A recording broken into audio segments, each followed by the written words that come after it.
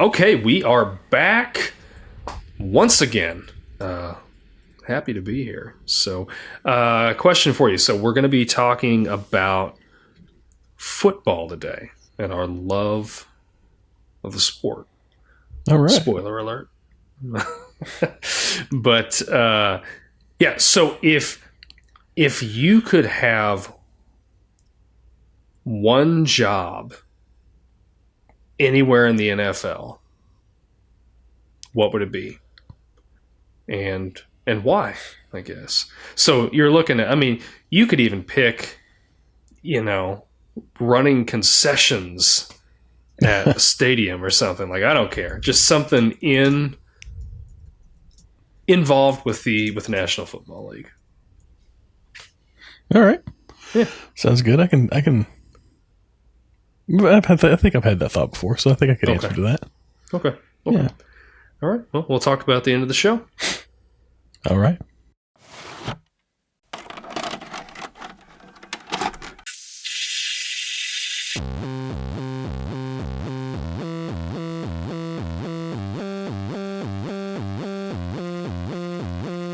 Your local video store card. A comic book in your back pocket. Games with no tutorials. Music you had to discover. And drinking water straight from the hose. These are the things us millennials remember fondly. We are the Jennings brothers. Join us after the streetlights come on as we race our bikes from the top of the hill right down memory lane. Exchange those quarters because this podcast takes tokens.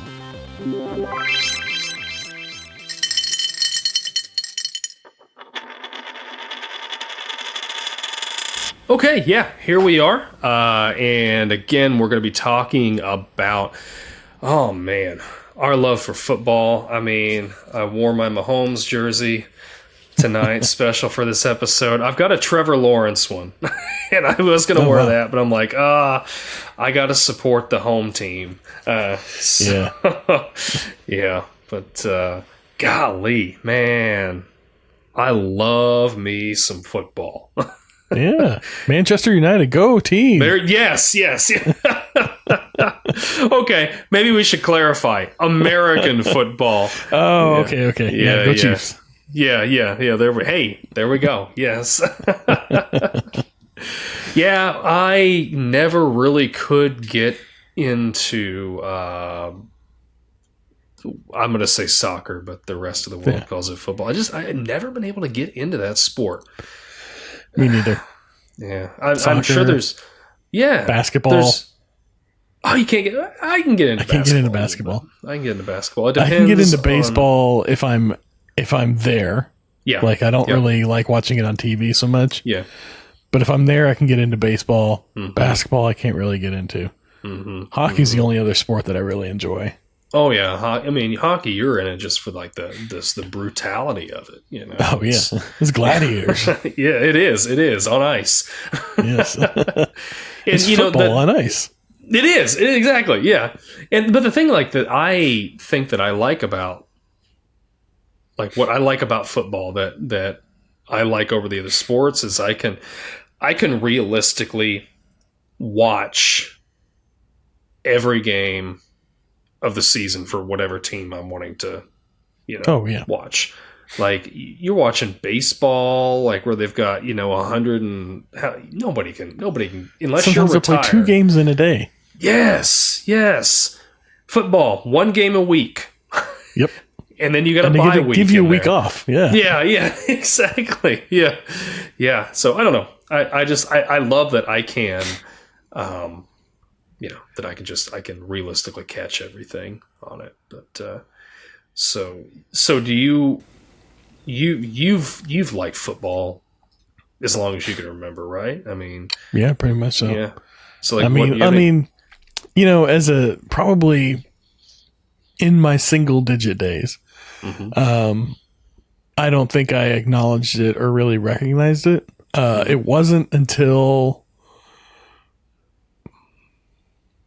early 90s whenever I started getting into it, and it really came about from the that 92-93 Cowboys team, that first year that they went to the Super Bowl there in the 90s and had that that streak, that's really, because growing up here in Dallas, like that was it was such a big deal, and it really got me into it for sure. So at that point I was, we were watching football at the house, and I would watch the games with, my family, and then we'd watch some of the other games. And, that really sparked the fever for sure.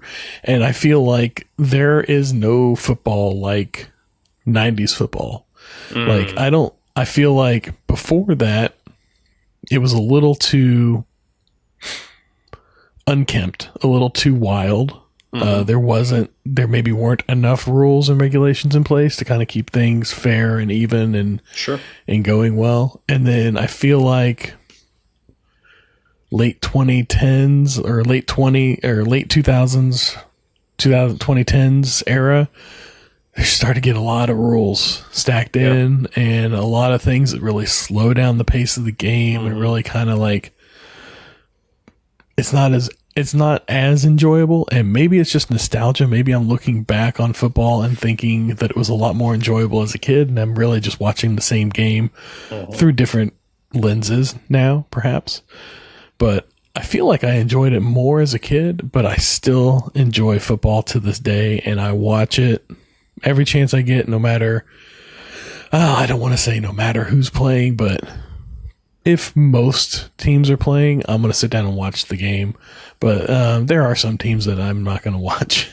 Like, they're either not that good or they're not that entertaining. But I mean, sometimes you watch a game and it just surprises you how entertaining the game can be whenever it's competitive and both teams are really, going back and forth with it. And it's a well balanced match. Sure. Some games you get into and it's just too one-sided, and the game is just boring. It's just not that entertaining. It's not fun to watch. It's really not that fun to watch whenever it's your team that is in this imbalance.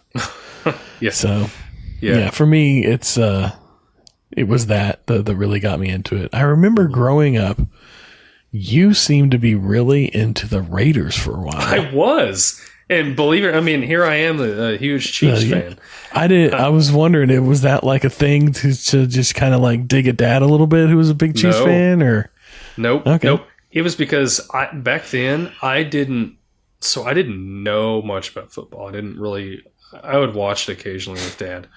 But I followed, I don't want to say I followed the Raiders. I would like to tell people, and I think I have before, just because I'm a little embarrassed by why I rooted for the Raiders.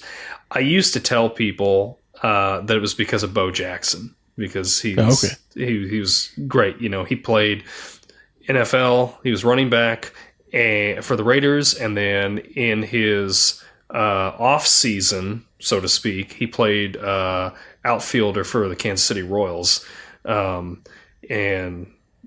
so he was just an all-around great athlete. But at the time, I didn't know about him. So truth is going to be out here right now. You heard it here first on this podcast, Takes Tokens. I really rooted for the Raiders because as a kid, I thought that their logo was really cool. So that's why I did it. And you're right. Dad hated that I rooted for the Raiders because he was such a diehard Chiefs fan. But yeah, it wasn't really. So like I rooted for them for a while. I know I had a Raiders hat, and I'm sure it killed Dad to get me that. But I started having a little more interest in the game in, I think it was 97. I've been 10 years old. I remember sitting down for the first time and actually watching a game with Dad, and it was the Super Bowl when the Packers beat the Patriots and with Brett Favre. And I just fell in love with the Packers at that point.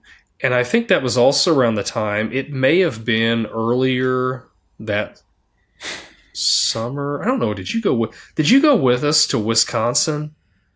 Yeah, that was actually I'm going to blow your mind a little bit because that was before that. It was it was that first year that Joe Montana quarterbacked for the Chiefs, because I remember seeing Joe Montana practicing there, because we went to the Chiefs. Was it spring training or whatever that they were having over the summer? They were doing it with the Packers. Yeah, because I remember seeing Brett Favre. There was a kid there that had his bicycle, and Brett Favre was riding his bicycle around. The kid thought it was so cool. But anyway, so it must have been a joint practice or something. It must have been, yeah. Or maybe we went to both of them. I don't, because we did go to the Football Hall of Fame. We also dipped up into Canada for a little bit. But yeah, I remember seeing, I have a photo of it. I have a photo. It's probably like a 4x5, right? And Joe Montana is probably like 2 millimeters tall on it, because, cameras back, it was like a little point and shoot camera back in the day. Yeah. But in my mind, you can make him out perfectly, and he's smiling and throwing the football. But he was my favorite player from that era. Yeah. And whenever he came over to the Chiefs, it was kind of exciting. I remember that. And he was still a great quarterback, even playing for the Chiefs and everything. I don't remember exactly how well they did with him, because I didn't follow like stats and stuff back then. But yeah, I remember he did well. Yeah, I don't remember specifically, personally how well they did, but I think looking back, because now I'm super into football, and I'll get back to that in a second. But I remember, if I remember right, that was around the time where they kept getting to they were doing really well. They were going into the playoffs, but they kept losing to the Bills in the playoffs, I think. Because the Bills went 4 years in a row and lost early 90s, every the Bills year. were crushing everything. Yeah. So, but that kind of got me into it a little bit. I would just I'd come and I'd sit in the living room, and I'd do something and I'd watch it. I remember watching the full Super Bowl the next year, I think, when the Packers played the Broncos, and Elway was with the Broncos, and they ended up winning the Super Bowl that year. And then there was several years where I just kind of fell out of watching it until high school. And I really got back into it because my stepdad, Mark, he was really into it. And I started watching things with him. And I remember specifically that the game, I don't remember who they were playing, but it was a playoff game. I think it was a divisional game. I'm pretty sure it wasn't a wild card. The Browns were in it. They were really close to winning that game, and they lost at the last second. But I was rooting for the Browns to win this game, and they didn't. But that really sparked my interest in it again, and it's really ebbed and flowed, because I fell out of it again for a while, and then when the Chiefs got Alex Smith, I got back into it. So that was a couple years before Mahomes, but I got back into it, and they were doing pretty good with Alex Smith, but they went to the playoffs, I think, every year that he was with them, but they couldn't get, to the Super Bowl. And then of course now, with Mahomes and everything, they've just been so good. And the thing is, I am unapologetically a Chiefs fan, and I know they've become basically how everybody hates them, they hated the Patriots, back in the I don't think so. With them. Oh, you don't think so? I don't think so. I don't think it's that bad. No. Well, but Kansas City, other than the Joe Montana era and way back with Lynn Dawson, the 70s and all that, yeah. No, they've had such poor teams, such poor coaching, and I'm gonna ride this out as long as we can have them be good. Well, it's like any team, you just build up this great team over seasons, and then you ride that great team until it slowly falls apart, and then all the wheels come off at that point. Yep.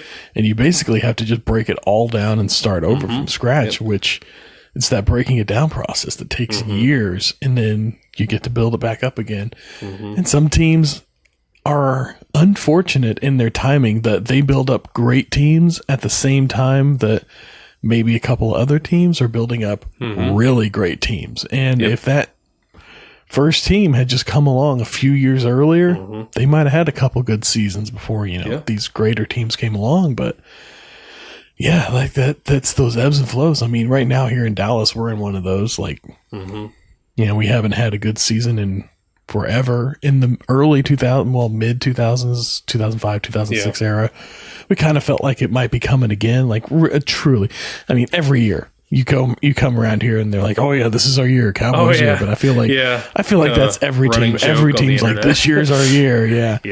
So, but it definitely, we had like Tony Romo. And it felt like he's somebody that's going to carry us to a Super Bowl finally. Again, like we're going to return.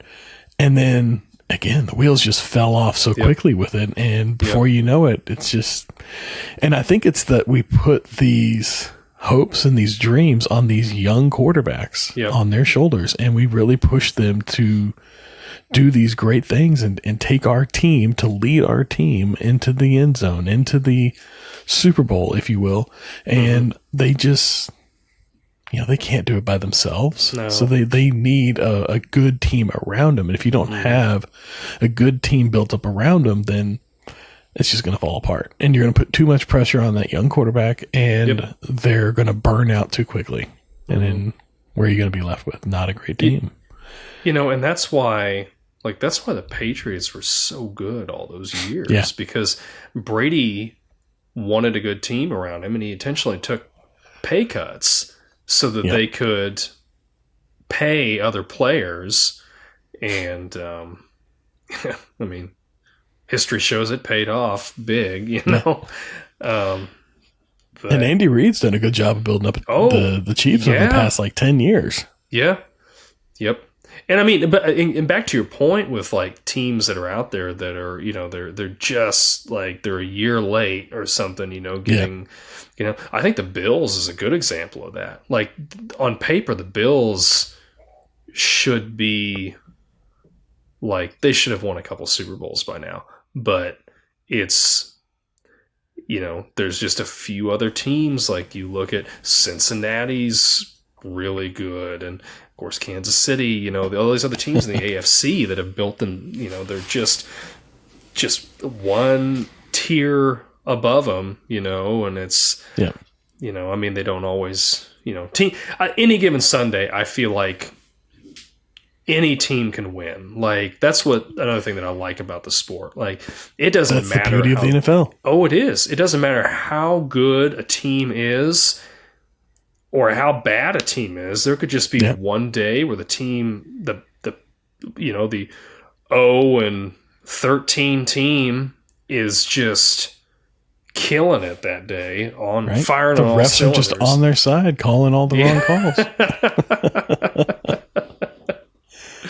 Yeah. So how frustrating is that, watching a game where the refs are clearly just making the wrong calls the whole time? I know. And that's something like that it's a helpless feeling. They're continually, the NFL is continually trying to right that wrong, or whatever. But I don't remove that human error. It is, yeah, and you can't. That's the thing. As long as penalties are called by people, you're going to have the human error on there. And it's nice now where they're, they allow challenges on things, and they're even opening, I think they've opened challenges up a little more with things they can challenge that they, that they used to not be able to. But yeah, I don't know. That's just something that it does suck. It does suck because you're like, oh, this is clearly a bad call. But then you're like, does the coach really want to challenge this right now? Because they may need that challenge later, and it's hard to tell like what's going to affect the game. Yeah. It's hard to Monday morning quarterback in the moment. And that's something I think as fans, we need to remind ourselves of when we're in that moment where we're like, oh, what was that for? upset at the game or the coaches or the player or whatever is, hey, they're in the moment. They're doing the best they can do. Yep. We can Monday morning quarterback it on Monday morning. For right now, let's rally around our team and let's get this thing home, right? And that's something like I get. It's easy to get irritated with bad calls, but you have to remember, like, we're seeing the replay over and over again. Like, the official has like half a second to look Real at that time. and be like, "Oh, that's a penalty." Like, you know, which like we would suck at making calls, and we're looking at this guy like, look at this idiot. He can't even see this. Like, we wouldn't have seen it if we didn't have replay on it. So, absolutely. 15 times replay in slow-mo from every angle. Yes. Swooping cameras, panning around. We get the pylon camera, all that stuff. Pylon camera. What a fantastic addition that was. Yeah. To goal line calls? Oh, man. Yep. Yeah. Great addition. Just all that is great. I think it would be really cool if at some point down the line they would have, because every year, every season, you'll have those multiple times in a season. It'll show, like, they'll be judging, did he step out of bounds? Did he not? And it's like a sliver, and they're looking for that little green blade of grass. Yeah. And if they somehow had sensors on their shoes and then right on the sideline, and it would like light up or something, if they went out of bounds. Like, I don't know. Or even just pressure sensors on the edge of the field there that detected changes in pressure. But I guess there's so much going on there. Another player could set it off that has nothing to do with the play or his hand, or I don't know, something. It's like, that's one of those things. That's what we need the refs for. We need good refs for those types of calls. Yeah, for sure. Yeah. So your favorite team growing up, would you say that was the Raiders, or was that just a facsimile? It was okay. It as a really small kid, it was the Raiders because I liked the logo. But when I started actually watching football, I was really big into the Packers for several years. Okay. So I would say Green Bay. I still like watching Green Bay. Yeah. Such a classic team. I would agree. Watching Brett Favre play all those years, even watching Rodgers play the last 10 after Favre retired was that was great too. And Love this last year, Jordan Love did fantastic. Nobody expected him to do well at all, and he did well. But and then so yours was the Cowboys then, right? Yeah, definitely. It was the Cowboys growing up. That was the first team that I really started rooting for, really started liking. Close second was definitely the Green Bay Packers for sure. Especially the late 90s, when you got Brett Favre coming in there and he's firing on all cylinders. Fantastic. Yep. If I'm not rooting for the Cowboys, I was rooting for Brett Favre and the Green Bay Packers there. But probably, I think around 2015, 2016, the seeds started getting sowed for Kansas City. My fandom for Kansas City returning really kind of a back to because I'm Dallas by way of Kansas City, Yeah. Like, grew up here and there from Kansas City. So I really feel like I have dual citizenship, if you will, for these teams. And but it was around 2015 I started really starting to pay attention to the Chiefs. And then in 2018, I officially made my switch and became a Chiefs fan first and foremost. And full-time Chiefs fan. I don't know that I'm still. I mean, I'm still a Cowboys fan. I'll root for them whenever they're playing, but I'm not hoping for. I don't expect anything of them. I just want them. I'm just a liberal parent whenever it comes to the Cowboys. I just want them to find themselves. I want them to be happy and productive, and just put on an entertaining show. That's all. Be the tree. It's fine. Just be the tree. Be a good tree. Just be a good tree. That's all I ask. Yep. I'm going to go watch your older brother, though, whenever he plays in college bowls. And that's when I'm going to enjoy football, is whenever I'm watching the Chiefs. So is there any team that, other than, so you've got Chiefs and the Cowboys, other than your favorite, is there any team you like to root for? Oh, yeah. I'll root for the 49ers. That's my wife's team. Oh, yeah. Yeah. She's a diehard Niners fan, has been since the day we met and since before that, and as far back as she can remember. But I enjoy watching them play too. I feel like they put on a good game. They have contender status for a while now. I really enjoyed whenever they had Kaepernick playing. I thought he was fantastic. I was ashamed to see his career ended so early, but I feel like they put on, they have a good team, and like I said, they're contenders, and it's an enjoyable team to watch. But yeah, Chiefs, Cowboys, even still Green Bay. I mean, I don't feel like Green Bay's in much of a contendership right now. I mean, they could surprise me, and I wouldn't be surprised if they surprised me, if you will. But yeah, that's kind of that's what I enjoy for sure from the game. I can't really think of anybody else that stands out to mind.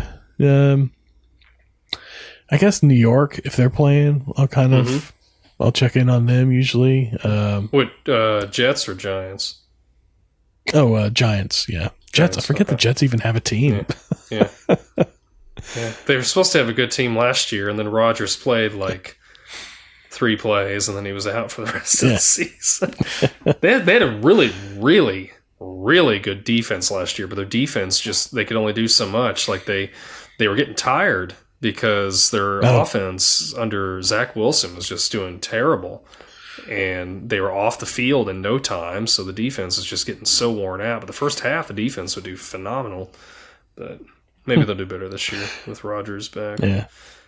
I mean, really, truly, until the last couple years, I haven't got to watch much football. We would watch playoffs and the Super Bowl, but the regular season with the kids and everything, I just couldn't keep up. I couldn't watch it. Maybe I would get to watch a game here or there.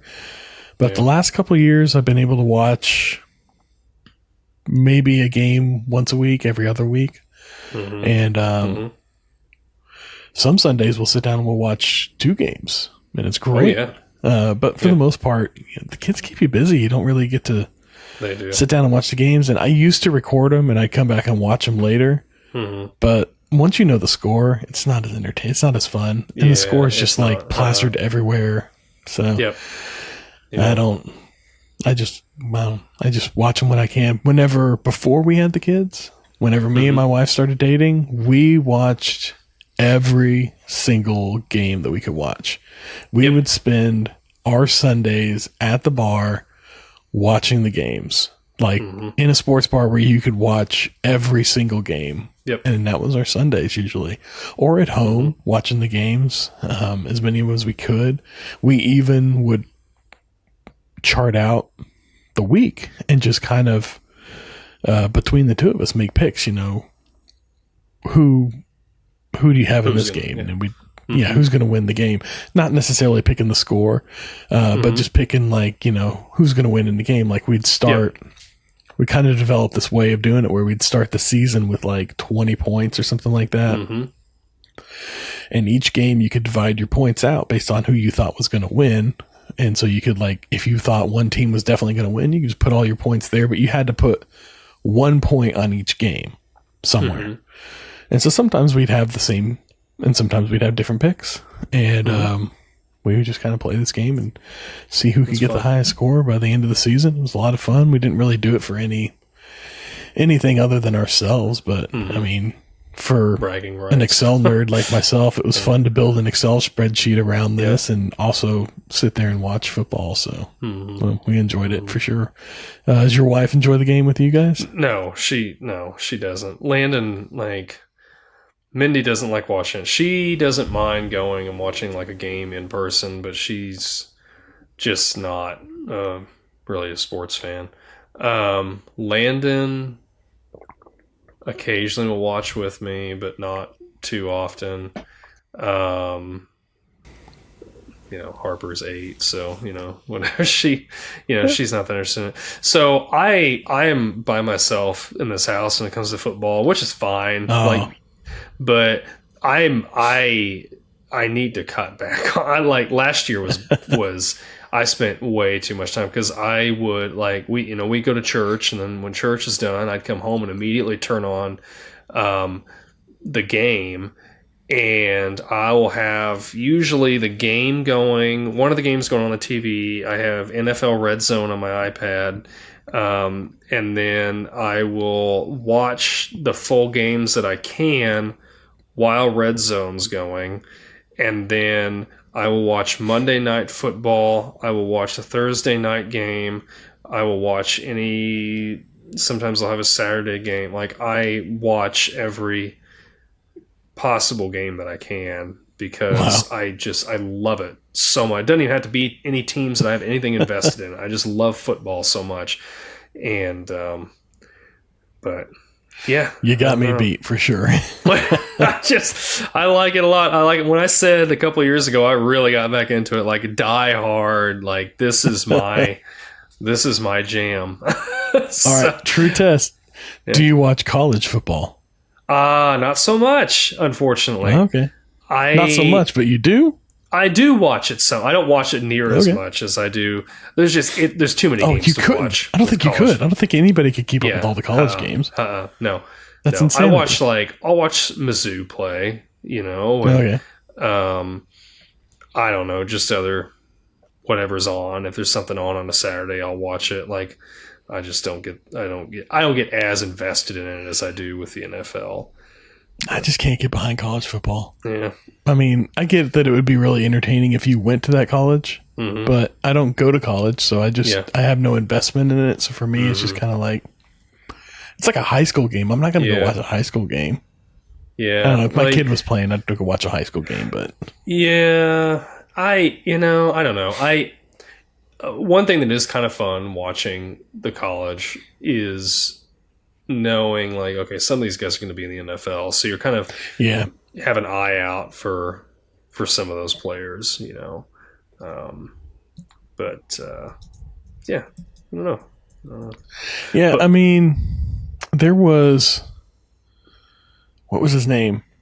Early 2000s, I watched UT Austin play a couple games because Vince Young was playing UT Austin, and he was really good, and it was entertaining to watch that in particular, just because I had friends that watched college football, so I was over and they were watching games, and I started watching with them, and that was entertaining.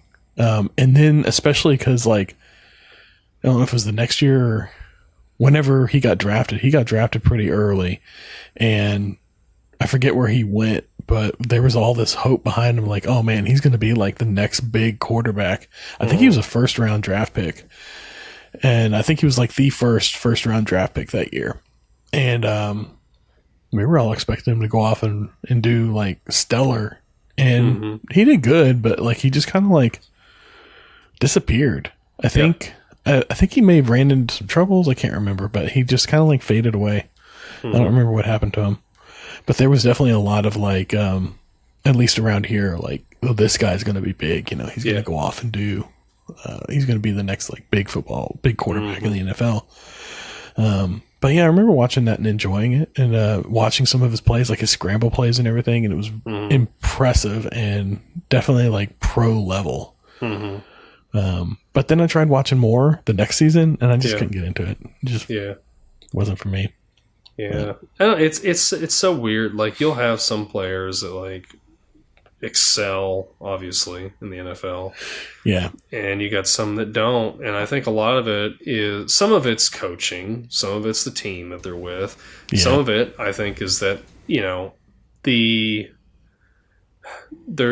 can't remember who said it, but I'm inclined to agree with it.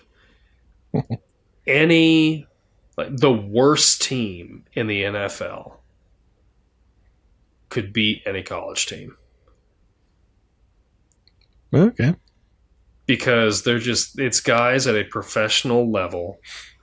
Yeah. Whereas, college, and not to knock college football, but, only a handful of guys in playing college football are going to end up going to the NFL. They're going to be good enough to go to the NFL. A percentage relative to the overall whole. Mm-hmm. Yeah. So, I don't know. I mean, you may not agree with me on that. That's fine, But no, I agree. Yeah, definitely. Professional football is way better than college football. 100%. Yeah. Yes. But I mean, I don't know. There's, I would agree. We can put that to bed. So, fantasy football. Do you still play fantasy football? Oh my gosh. Yes. Landon and I, we have a league that we manage. Wait, together. Landon doesn't watch football, but he'll play fantasy football? Oh, yep.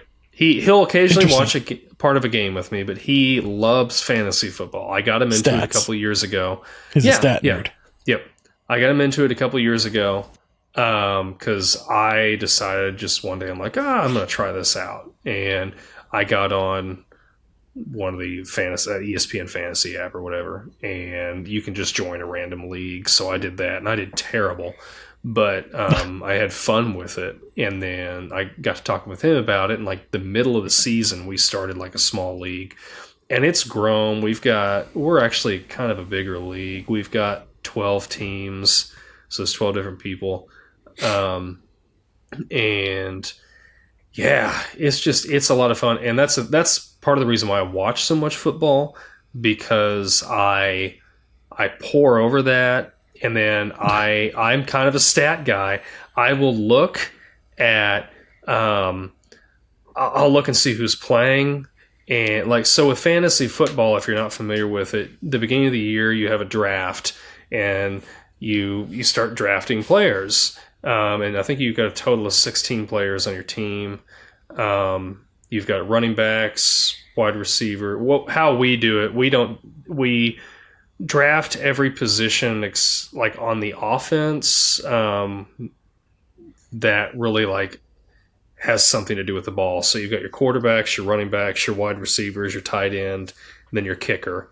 And something that's scoreable. Yes. And then we have as far as defense goes, we just have it set up to where you just pick one team's defense, and then you just play whatever that defense is. And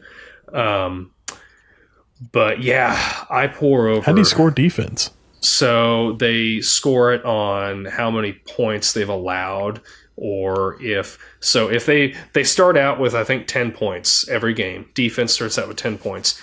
As they allow more points from the other team, then their pointage goes down. But they also gain points if they have an interception, or they have a fumble recovery, or if they score a defensive touchdown, they get 6 points. So It can kind of go up and down.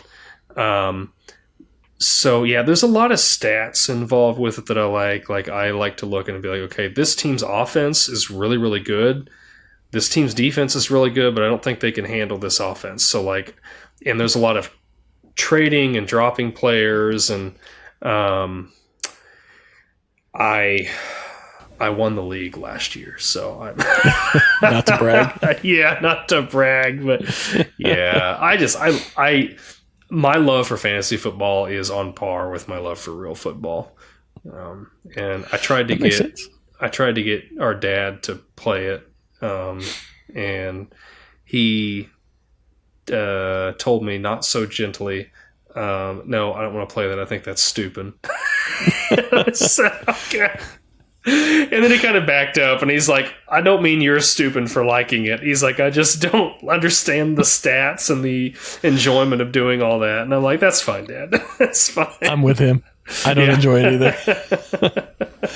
It's too deep. It's too into it for me. Yeah. And I feel like I'm a fairly nerdy guy whenever it comes to different things, but I'm finding the more I talk to people about the different things that I'm into, I'm really only surface level with most things. Like, I enjoy them for what they are, and don't care to get way too deep into. Like, I enjoy Star Wars, but I don't need to get into all the lore and different characters and backstories and what's canon and what's not canon. You know what? Just put on something, and I'm going to enjoy watching it, and then I'm going to forget about it, and I'm going to move on with my life, and I'm not going to let it torment me for however long. And I feel the same way about fantasy football. I just want to watch the game. I've tried doing fantasy football. It just stresses me out. It becomes, it just feels like more work. It feels like a job that I don't want. You asked in your cold open question, what job could you have in the NFL? That's whatever fantasy football is. That's the one that I don't want you don't anything want, to do. I don't want. That's the opposite of what I want for sure. See, so for anything me, dealing with that. It makes me watching other games that are for teams that I don't really. I'm like, whatever. Like, I'm trying to think of what teams are really bad this year. Like the Giants are playing. I don't know. The Lions, they're always bad. Oh no, the Lions were great this last year, but really? Yeah. But for the sake of the Lions were they were one game away from the Super Bowl this year. Okay. But shows you how much I pay attention to the specifics. Yeah. So anyway, like I will watch the games because I may have one of my fantasy players is on that team. And I'm like, I want to see if they can score me some more points. And it's fun to watch just for that one player. And so it fuels my addiction to football. So maybe I shouldn't play fantasy football. I think you shouldn't gamble is what it sounds like to me. Oh, yeah. No, I don't. We play for bragging rights. We don't play for anything else. So, yeah. I hear people describe fantasy football much like you have described it. And it sounds a lot like gambling addiction to me. I must admit. I think it just itches. I think it scratches a very similar itch in the brain, and I think the two are. I don't want to speak ill or out on anybody here. I'm not saying that the two are connected, but I wouldn't be surprised if they were closely aligned or happened to just share similar tendencies amongst people that enjoy those types of things. And if you want to gamble on football, that's no skin off my back. I don't enjoy fantasy football, and I don't really enjoy gambling so much. Although I do enjoy a scratch off every now and then, but that's just for fun. I like it whenever they do characters and stuff like that. That's all. With the scratch off, you're spending like what, maybe $5-10 at most. You're not like going and blowing the whole bank, on something. I just like it whenever they do like Monopoly or something fun. And it's a game. That's all I look at it as. But that's fantasy. That's just a game. That's fantasy football. It's just a game. I can't get into it. I just don't do it. I just like watching the game. I just want to watch the game. So 90s for me was definitely I think my favorite era of football. What was probably your favorite era of football that you've seen? It honestly, it's the current era. It's just because you're just saying that because you guys are what three? We got what 3 Super Bowls under the Chiefs now. Yeah. But no, seriously, like I feel like today the NFL players are far more athletic than they were back then. Like, oh well, yeah. And it is They're so highly much fun. Tuned. Oh, it is so much fun to watch just these wild catches and see somebody just run a crazy route. And I don't know. It's just become it really has become just it's a science, and it's stat based. And like you're saying, there's just an itch there that I enjoy the stats with the game. And now I love going back and watching highlights of like older football Oh yeah. Even earlier than the 90s, like the 80s, where there was like, it was no rules. It's like, you want to tear somebody's ear off, go for it. Don't cry about it. That's right. And you just pick it up, glue it on, and run down the field. Yes. And you see some of these injuries. I cannot remember. I've seen, I don't know how many times, I can't remember who it was, but there was one player, I don't even remember what the teams were. If you know what I'm talking about, the Redskins player whose knee bent the opposite direction. Was that it? Yes. It snapped. Yeah. And that was his last game. Yep. Yeah. I don't know that he ever walked again after that. No. That was crazy. Yeah. His knee bent entirely in the wrong direction. Yes. I'm pretty sure his toe touched his stomach. Yeah. Oh, I'm sure it did. It's terrible. It's terrible to watch, but you can't turn away from it. You're like, whoa, really? And that's something, even today, I guess, they'll have the injuries on there. Unfortunately, I know they're doing it out of respect for the player, but they usually won't show the replays on those anymore. Yeah. Like, you gotta catch the YouTube recaps. Like, yeah. And I get it. Like, a couple of years ago, they had Damar Hamlin, like, basically died on the field, and they didn't want to keep showing that. And I get that. Like, but when some guy just, when his arm bends the wrong way at the elbow, show me that. I want to see it. Like, he's alive still. It's fine. This is the United States of America's version of Gladiators. Like, I want to see some just bones breaking. Be blood. Yes, that's what I want to see. So I do miss that a little bit about the earlier 80s or 90s football. It was a little rougher, and now it's like, you almost they can't look at the quarterback wrong somebody. And they get in trouble. Yeah. And I know they're trying to protect these quarterbacks. They're trying to keep, from concussions and all that stuff. But, like, sometimes it's just like, you got to let the guys play, and absolutely. But I mean, that's just, I feel like that is the sport. Like, that's what they're signing up for. It's like nobody's stepping into the ring with Mike Tyson and saying, okay, you can punch him in the head, but it's only got to be so hard, and it can only be so many times, or else it's a fine and a penalty. He's a boxer. He's getting into the ring. The other guy knows he knows the score. He gets it. They've signed up for this. Yeah.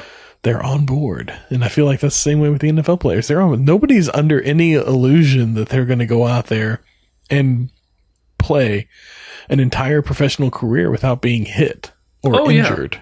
Yeah. You have to go into it knowing I'm going to get hurt at some point. Just hopefully it's not enough to end my career. Yeah. But, and I get, like, late hits and things like that. Yeah, sure. Oh, yeah. Yeah. Aggression. There's some things. Yeah. That's no. But, like, even when some of these taunting calls, you're like, really? Like, because he looked like you were defending me, and I outplayed you, and I got the ball, and I made a touchdown, and I look at you, and I point. That, they would throw a flag. Like, I'm serious. I've seen it. They will throw a flag for that nowadays because it's taunting. I'm like, give me a break. Like, come on. The one that kills me, and I rarely get agreement here, but the one that kills me is offensive pass interference. Isn't it their job to interfere with the pass? Yep. How is that a call? I don't understand that one. Yeah. It just it boggles my mind. Because that's their entire job, is to interfere with the pass. You did it the wrong way? Yeah. He's trying to get the ball. Like, I don't know. I get if you're holding him back. Yeah. I can understand that from behind. Fine. But, like, if they're just, I don't know. Yeah. Yeah. That one kills me. And it gets called all the time. It does. And I don't know. Yeah. There's a lot of stuff that in the modern era of football that I don't like, but watching the athleticism of the players and the strategy of the coaching is so much fun to me, because it's now, you had back in the 90s even, it was like a quarterback really threw the ball. That's all they really did. Now it's like, you don't know. Like, you got to watch the quarterback could take off and run. Oh, yeah. And like Josh Allen will hurdle guys and keep going. Like, if you would have had him statues back in the day, now they just scramble all over the place. Yeah, and it's so much fun to watch. Slippery. Yeah. Yeah. It's great. Absolutely.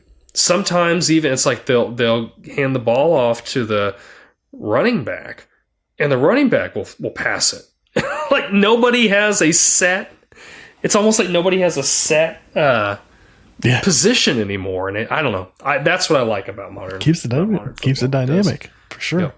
Yep. That's definitely what keeps it entertaining for us for now.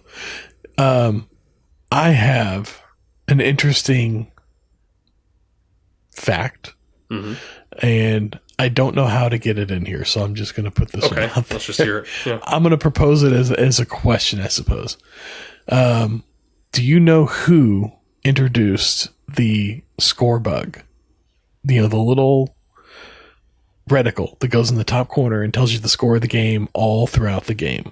Do you know who introduced that and when? I feel like I should, because I've watched Peyton's Places on ESPN, Peyton Manning, and he's got all the... But anyway, no, I don't know who it is. It'll surprise you. It surprised me. Okay. It was actually when Fox started broadcasting games in the early 90s, they created what's called the score bug and introduced it as a feature during the game, live scores. Before that, I think it was 93, 94, before that season, there was no live update. You didn't know the score until they went to commercial break. I mean, my gosh. you knew the score if you were following the game, but you didn't, if you came in the middle of the game, you wouldn't know the score until they went to break and they announced it again. Terrible. Isn't that wild? Isn't it wild? I would have thought it would have come so much sooner, but it was 93, 94. Fox started broadcasting games, and they introduced this score bug as one of their big innovations to the sport, and then everybody started doing it the following season and took off after that. I can't imagine watching a game now without it. No. That or the ticker at the bottom giving you the scores of all the other games that are going on at the same time. Well, I think is it there's one network that doesn't do the ticker, and it drives me crazy. Oh, really? Because if I'm watching a game... Is it ESPN? Because it's a Monday night game. There's no other games going on. Yeah, right. No. I can't remember. There's one network that doesn't do it. It's not CBS. It maybe it's... No, NBC does the night games. Maybe it's Fox that doesn't show it. And it irritates me because I'm looking at scores for stats for fantasy, and I can't look at them, and it drives me crazy. But luckily, most of the Chiefs games are on CBS, so I think there's one or two games a year that they're on Fox, so I don't have to. But. Fox has got to drop this, whatever this Transformer football player thing that they got going on. Oh, yeah. We need to put him to bed. He's been up there for too long. He's worn out his welcome. I'm tired of seeing him. I mean, nothing against the guy, but I know you got an art department and they're really proud of this Transformer that you guys have built. Yeah. But you can put him away. It's fine. We've seen him. Yeah. Let's move on with our life. I mean, it's like the Budweiser frogs. They keep bringing him back every so often. Yeah. Just leave him alone. Let him go away. It's fine. We don't need him. Every 3 or 4 years, they should just rotate that out with something else. Yeah, for sure. So, did you see? No, go right ahead. I was going to say, did you see that they're going to broadcast 2 games on Netflix this year? Yes, I did. I think Christmas, right? I think that's right. Yeah. Netflix. They started on Amazon Prime a couple years ago, and that's been pretty cool. Dad hated it because he didn't have Amazon. Didn't have any of that, and he's like, I can't watch the game. Well, I can come over. But if it's a Chiefs game, won't they broadcast it locally? No. No, I thought that was the thing they had to do. Is local games we could or maybe that doesn't happen anymore. No, it's on. Yep. Well, so what do you do for those games? he'd brood over it. He'd watch one of his, home improvement shows or something and just I guess so, yeah. find out about the score later. Yeah. See, I thought about like bringing something over and letting him watch it, but then I'm like, well, he doesn't have anything to stream it on. So, like, I don't. Oh yeah, he didn't. I don't think he had Wi-Fi. All of our TVs, all of ours at home have the streaming service built into the television set. Yeah. Like, I don't have anything to streaming stick to plug in there. So something our children will never understand. No, a TV that doesn't stream. Yes, we every once in a while that comes up with the kids where they'll be like, what do you mean you had to watch whatever? You couldn't watch. What do you mean you could only watch what was on TV at the time? Like you couldn't just watch it? No, it's like it was just whatever was on. Like you could only go back and watch things that were on tape. But yeah, it's still every once in a while it catches them off guard and they're just like, it doesn't make sense. Yes. And you had to memorize, like if there was a show you wanted to watch, okay, it's on at 10 o'clock on Friday night. Oh yeah. I have to remember you lived your life by that schedule. Yeah. The TV guide came out. You highlighted what you wanted to watch. You flipped to it every day. You know exactly where you're going to be. Yeah. Or if you weren't going to be there, then you would set your VCR to record. That's right. Yeah. Nobody take the tape out. Yes. I'm recording something today. Yes. Yeah. If you're going to watch a movie, you put that tape back in the VCR. Right. Needs to be in there by 6. Yes. Yeah. Yeah. So you've been to some games in person, haven't you? Like, yes, actual live actually, games.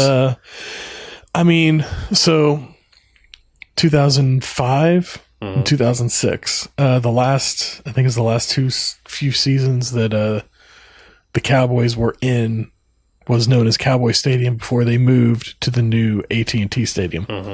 They used to have where if you owned a box suite, you could have your own caterers come in and cater the game. Then whenever they moved to the new stadium, you could only use in-house catering. So you couldn't have outside catering come in and bring your food. So before that, my mom worked for a catering company as a chef, and they catered Roger Starbucks box seats. They catered box seats for, I think it was like 4 or 5 other companies out there, and some smaller box seats, box offices. What do you call them? Box studio box. I can't remember what they're called. Seating, yeah. Box seats. Yeah. And so I would work a side job on Sundays, going out there and helping them set up and waiting on people, getting people drinks and stuff like that. Because that's really all it was. Is we would bring pre-made food, set it out, and then do bottle service. Really, they had liquor supplied to the suites, and we were just opening things and giving it to people whatever they wanted. As they asked for it behind the bar. So I got to watch a few games like that, which was kind of nice. A couple of suites that I worked, there would only be like 3 or 4 people in there. So they're not asking for much. Yeah. You can kind of kick back and watch the game for the most part. And then the last season they were there, one of the last games, it was like sometime in December. My mom had the keys to one of the suites. She's like, I got keys to the suite. It sounds like they're not going to use it. If we want to, we can go up there and we can watch the game in the suite. And so we're like, that's awesome. So like her and my stepdad and me and my wife, we go up there to watch the game, and we get there and they decided to, like, the owners of the suite decided to come and watch the game. And so they were in the suite when we got there, and we were like, oh, but they just weren't having catering done or anything. Yeah. And we're like, oh, okay. So we got to watch it from there's like a bar like a bar for the suite owners that overlooks the field as well. So we got to watch the game from in there, which was still pretty cool. Yeah. But you're watching it on TVs because you can't really like see the field from all the way up there. Even whenever you're in the box suites, you can't see the field really from up there. You can't really, you can see it, but watching it on the TV is so much better. And so like every time I've ever been to one of the games and it's going on down there on the field and before me, I look down there and I'm like, that's cool, but it's kind of like if you were watching it on TV and they show the field from the blimp that's going overhead, and you can see everything. It's exactly that. Okay. So it's not like and then you turn up and you look at the TV and you're like, oh, look at that. I can make out the details on the person's face. I can actually see what's going on and where, everything's at. And so I don't understand I don't understand going to watch a game in person if you're not going to be sitting in the first 10 rows. Yeah. And kind of off to the middle where all the action is. Yeah. And even then, once they get to one end zone or the other, you can't really see anything anymore because it's 50 yards down the field. Yeah. And you've got other people you got to look through and like everything that's going on. And so I just prefer to watch it at home. But not if I got the opportunity to go to a game and it was fully paid for, I'd probably go. But I'm definitely not going on my way for it. Have you been to watch a game? Yeah, I've been to a couple of them. Okay. They've all been Chiefs games.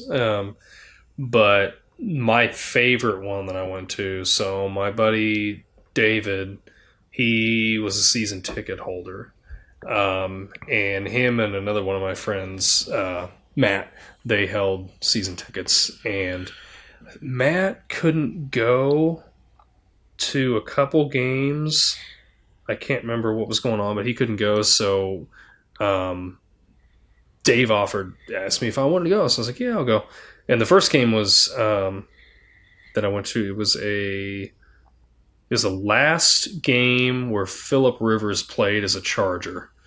And it was like the last game of that. Well, it was the last game of the regular season playing the Chiefs. That was fun. Now our seats they're behind one of the end zones. So it, like you're saying, it was kind of hard to see. If they were like at that end zone, you could see everything. Oh, yeah. But like on the other side, you had to like look up at the screens and stuff. But you couldn't. I mean, you could see it, but you couldn't see exactly, the right angle of things.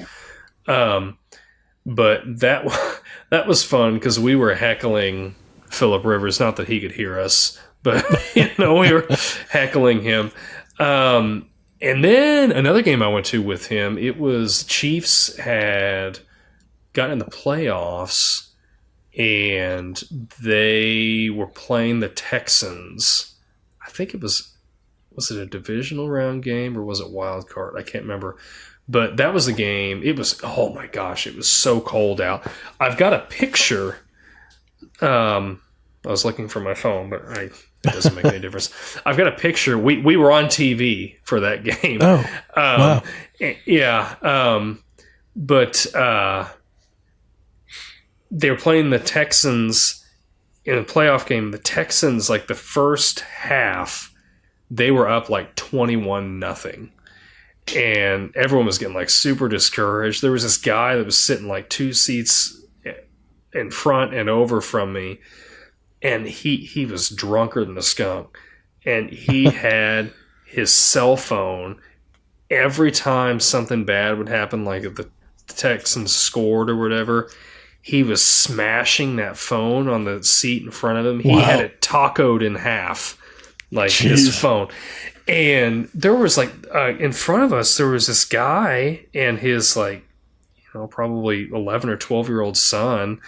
And they're just kind of looking at him. This guy's like cussing and smacking and stuff. And like, I remember my friend Dave is like, he looks at the guy, he's like, because the guys were sitting in somebody else's seat that normally sat there. So he knew everybody that would see him because everyone's kind of this.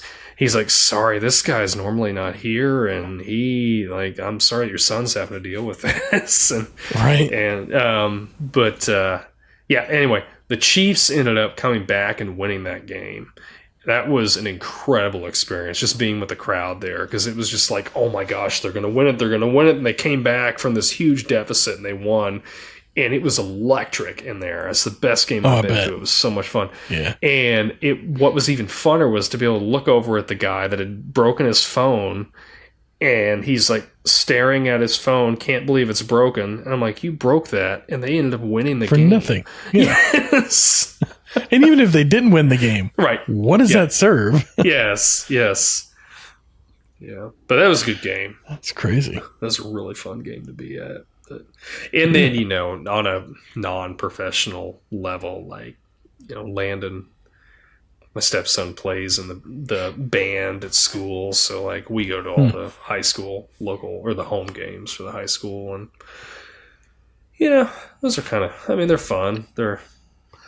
It's a high school game.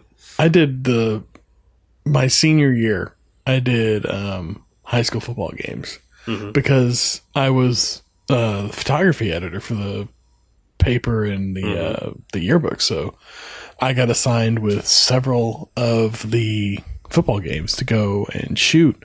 And that was a lot of fun to watch those games. But I think it was because I was actively looking for those moments of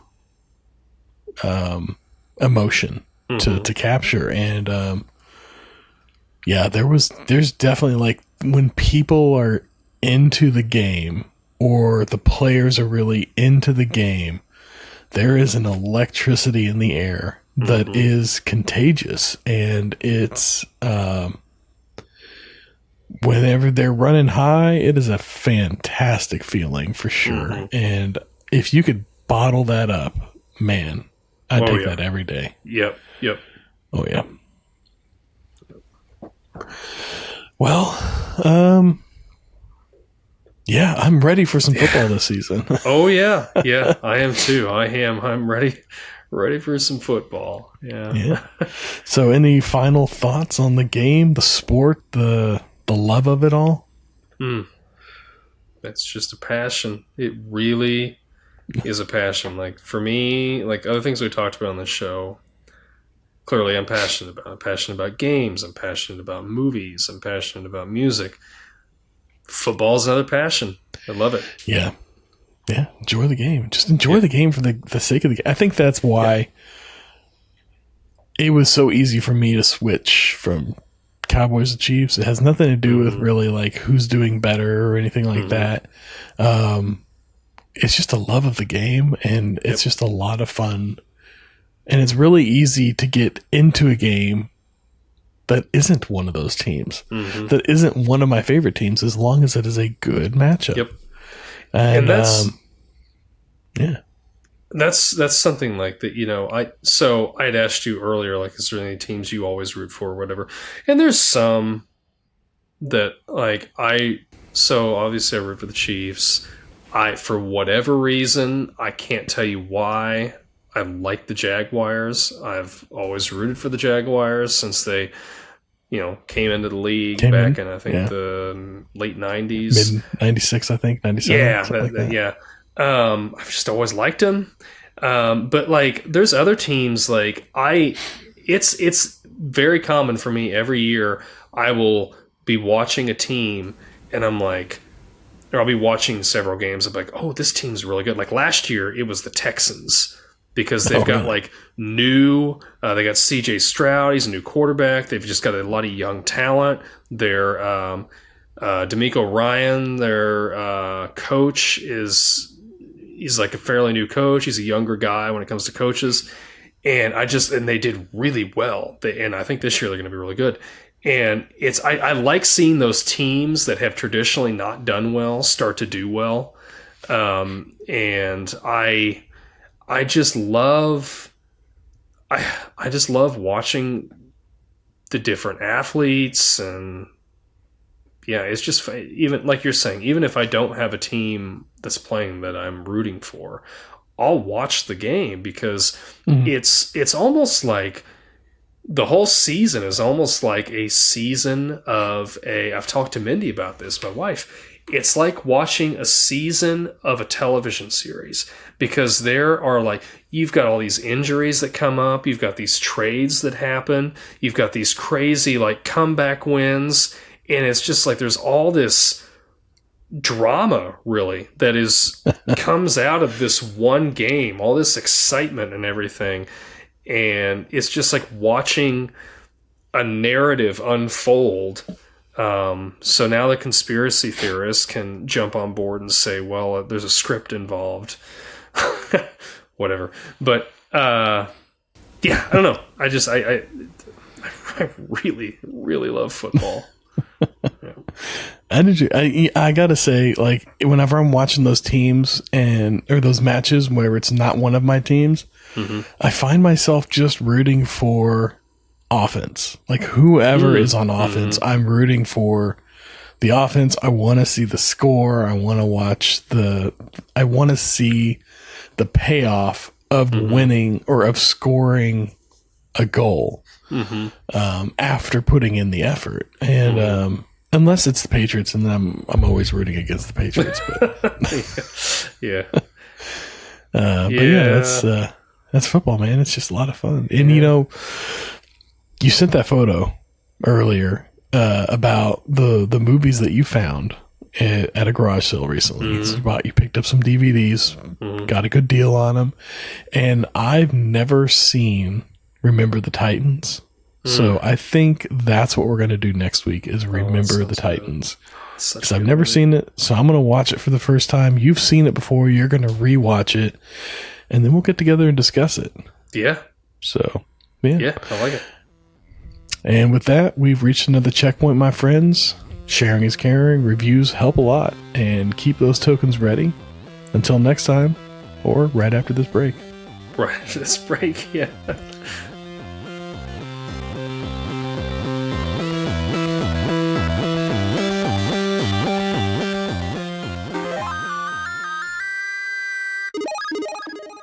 This Podcast Takes Tokens is a Clay Street production. Okay, now back to our icebreaker question that I proposed to you at the beginning of the episode. If you could have one job in the NFL anywhere, from like ticket sales all the way up to, coach or whatever it is, what would your job be? I think for me, not really giving this much thought.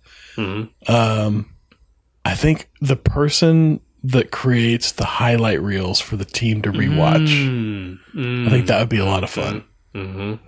Yeah. Being the archivist, somebody that handles the team's video archives or editing together those highlight reels of other teams or of the team they're about to play, or maybe even scouting reports for potential players.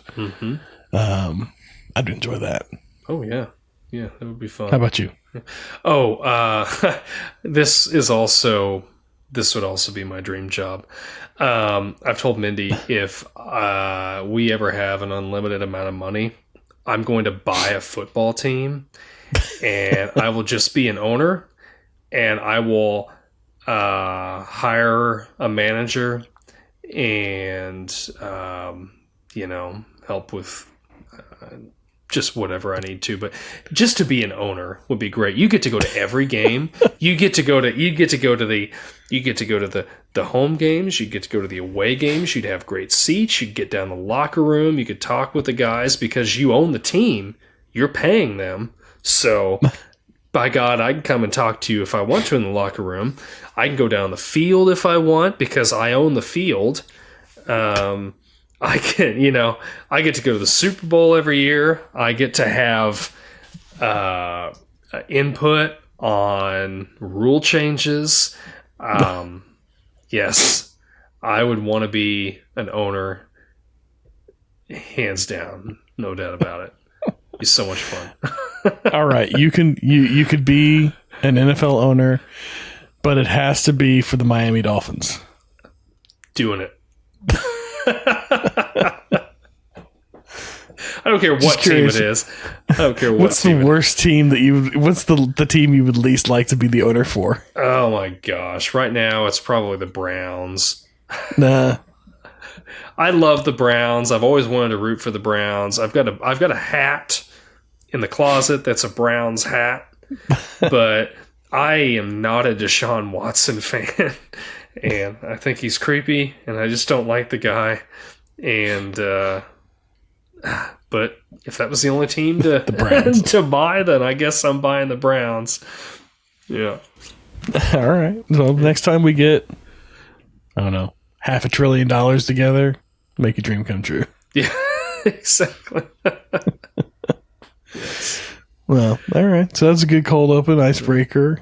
Enjoyed that. But we got a couple Spotify comments that came in. do. I thought we should address before we wrap this episode officially. 2 more comments came in, both of them from our guy, Fozzie Guy. Fozzie Guy commented on our Jaws episode. We had the cold open question. And just before I get into this, for anybody who's interested, before on Spotify, the way it worked was we could fill in a blank and ask you a question that you could answer in the Spotify app, or we could create a multiple choice question, a question with multiple answers that are pre-selected for you to answer. So we could either generate a question that is open-ended and you can fill in a blank and answer it any way you want, or we could generate a question that had a multiple choice that we picked the options for. Well, Spotify kind of changed it up on us,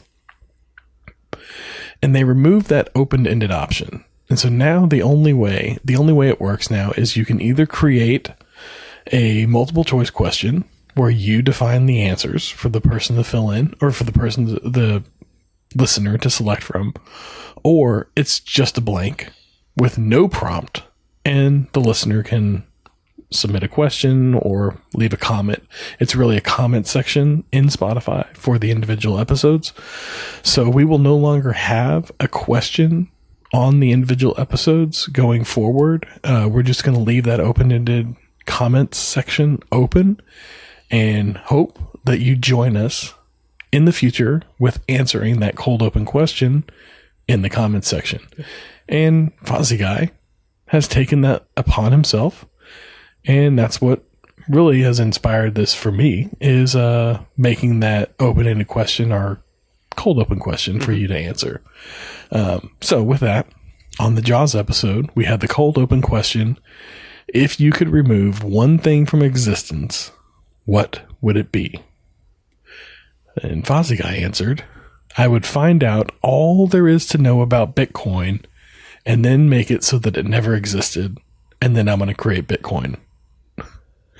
So a little bit of a loophole there. I get it. Loophole. Yeah.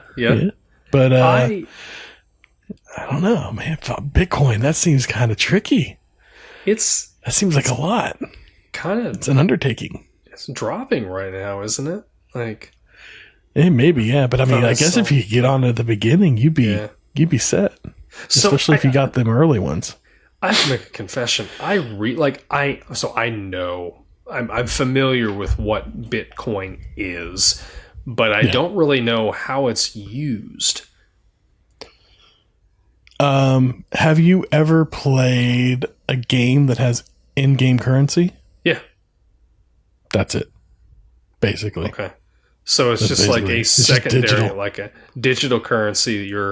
It's digital currency with nothing backing it up. At least in the game, you've invested money.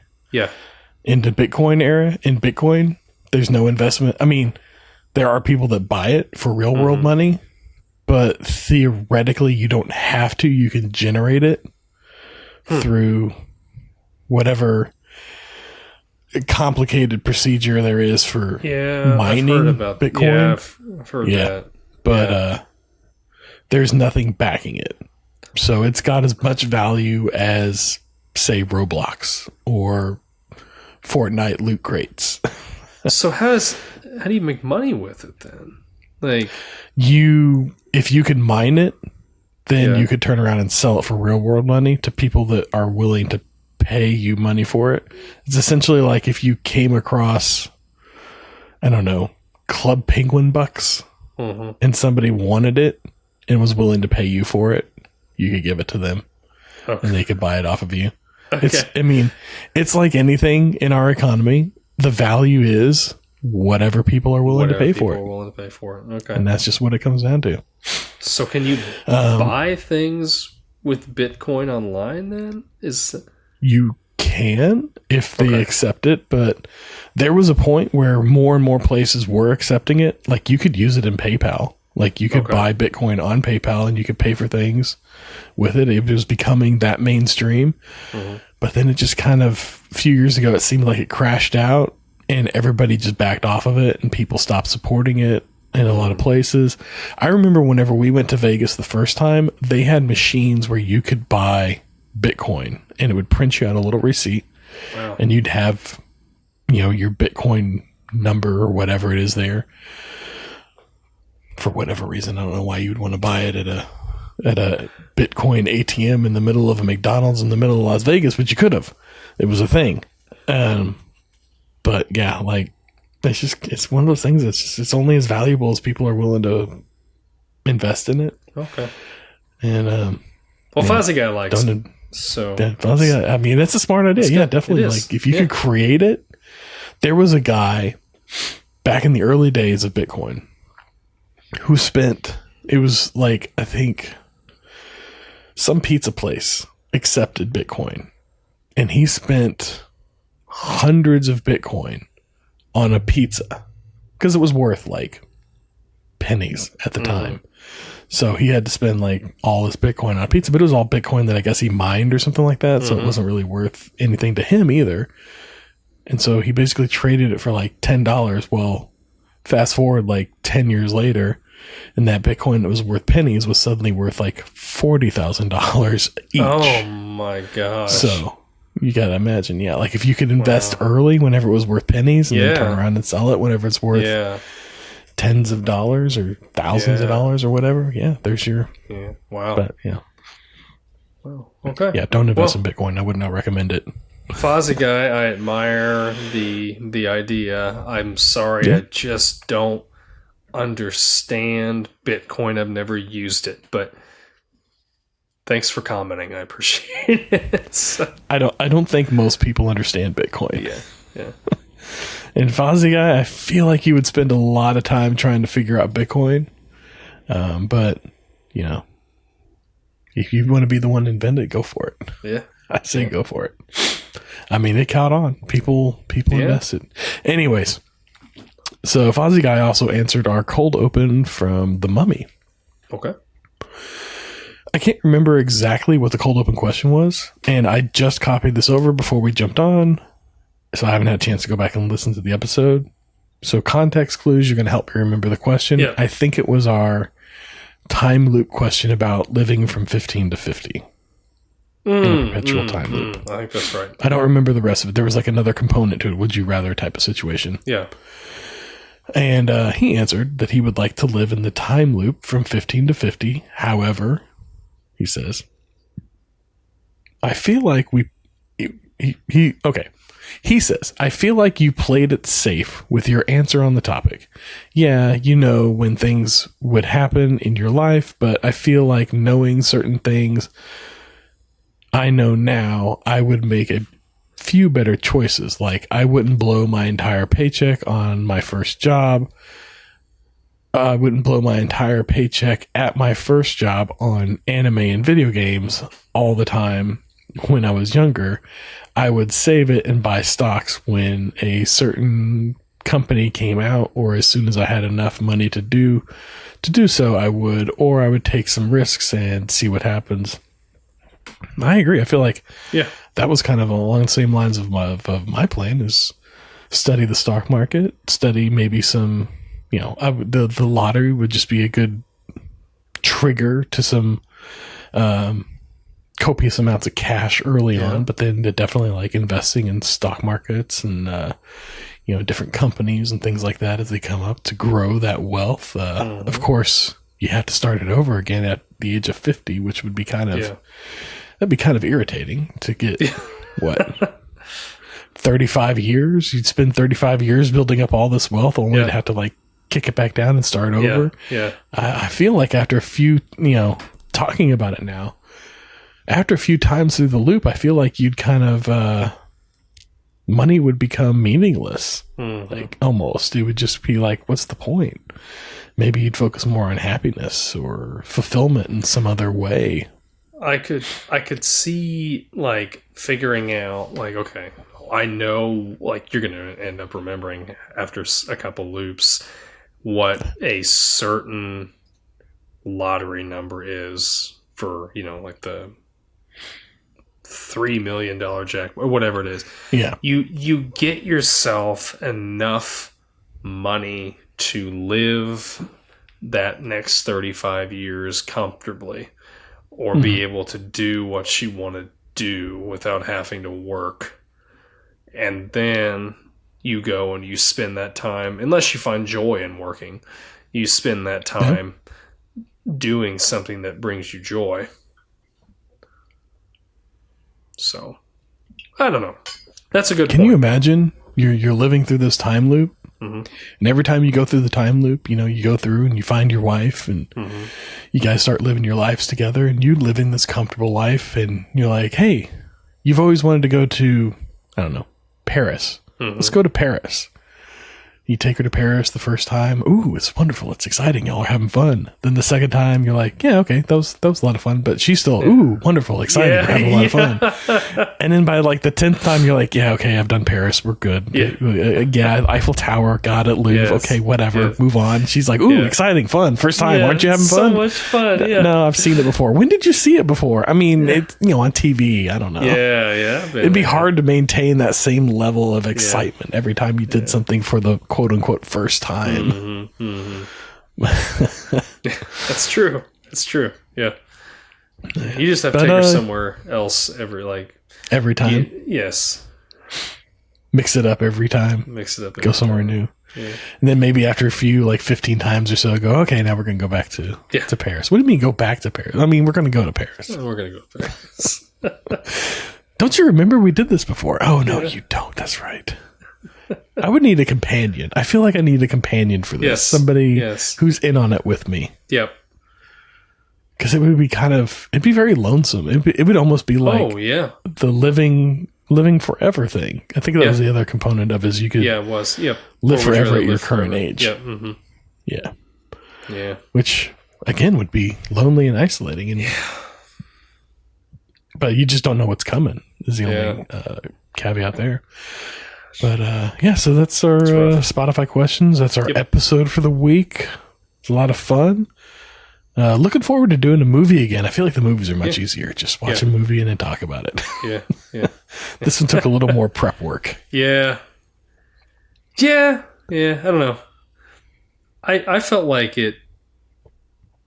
This episode's more off the cuff, I guess. You know, we're just kind of talking. It's more exciting for sure. We had a few talking points, but you know, we just roll with it. But I don't know. So y'all have to let us know if this was enjoyable for you as well, as much as it was for us. Yeah. Let us know. Yeah, let us know in the comments. Just anything. If you just want to tell us about your day, throw it in the comments. We'd love to hear from you. All right. Till next week. Next week we will talk to you guys then. Later.